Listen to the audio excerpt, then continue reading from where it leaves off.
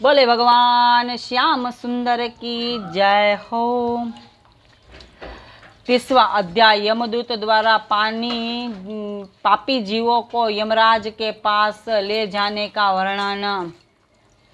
मैत्रेय जी ने कहा, हे विदुर जी, इतनी कथा सुनकर देवहूति बोली, हे प्रभु, मृत्यु के पश्चात मनुष्य का क्या हाल होता है, यह और बताने की कृपा करें। जय श्री कृष्णा। कपिल देव जी ने कहा, हे माता, इन सब कष्टों के उपरांत यमराज के दूत उस जीव को यमपास में बांधकर लोहे के मुद्गलों से पीटते हुए यमराजपुरी के स्वामी यमराज के पास ले जाते हैं। यमपुरी इस मृत्युलोक से 99,000 योजन की दूरी पर है। मार्ग में जब जीव को भूख प्यास लगती है, तब वह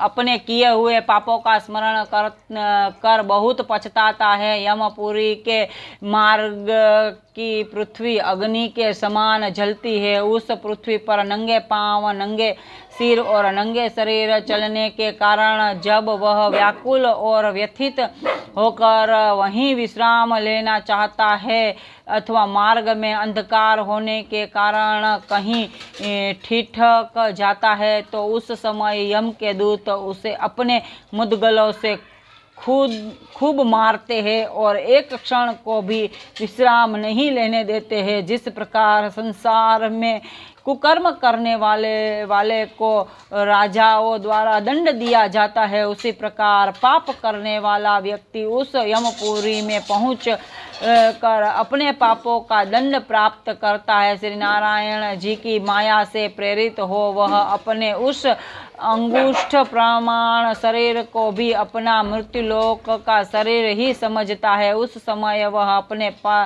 अपने परिवार वालों और सेवकों के बार बार स्मरण कर पीछे फिर कर उस आशय से देखता है कि उनमें से कोई मेरी सहायता करने के लिए आ रहा है अथवा नहीं। जब उसे कोई भी दिखाई नहीं देता, उस समय वह बहुत पछताता है। उस समय यमराज का आदेश सुन चित्रगुप्त जी उनके कर्मों का लेखा जोखा देखते हैं। तदंतर जिस प्राणी के लिए जितने समय तक की नरक में रख कर दंड देना होता है, उसे उसी नरक में भेज देते हैं। नरक में पहुँच कर वह प्राणी बहुत कष्ट भोगता है। पुनः नरक का समय पूरा हो जाने पर उसे वहां से निकाल कर भूत प्रेतादि की अपवित्र योनियों में जन्म लेना पड़ता है। वह वहाँ सदा रोगग्रस्त रहता है और एक क्षण भी उसे सुख नहीं मिलता। इस प्रकार 84 लाख योनियों में चक्कर काटने के बाद उसे पुनः मनुष्य की देह मिलती है। इस प्रकार है माता, यह मनुष्य योनि प्राप्त होना अत्यंत ही दुर्लभ है। बोले भगवान श्याम सुंदर की जय हो।